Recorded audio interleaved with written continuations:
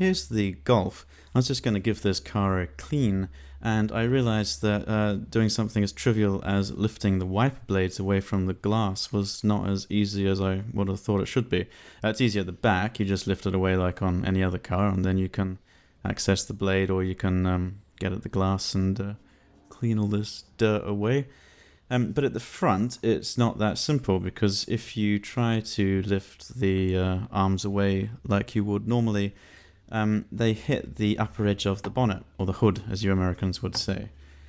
So what needs to happen here is the arms need to be put into what Volkswagen calls the service position, which is just the upper extremity of their movement. And the car will do that for you, but you have to know how to tell it to do it.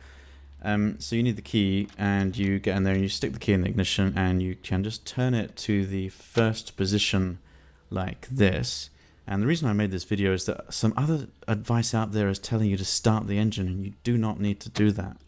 Anyway, so from that point you just then turn it off, and this would also work if the engine was running. And you just push the wiper control arm down once, the run once action. And that will have the effect of moving the arms up into this position, from which they will articulate out like on any other car. And then you can do whatever it is you need to do, replace the blades or clean the windscreen, whatever.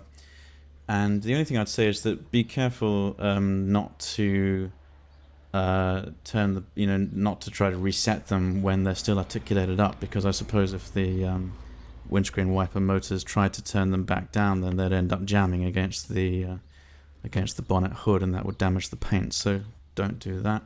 Anyway, once you're done with it, you put them back on the glass like that, and then you just go back into the cabin and basically just repeat the procedure. You just need to give the car power, turn it onto its first position, and knock the wiper arm down just the once, and they'll go back to their resting position. Or of course you could just leave them, and when you run the car next, when you run the engine next, just do the same thing. Yeah, and that's it. So yeah, you don't need to run the engine.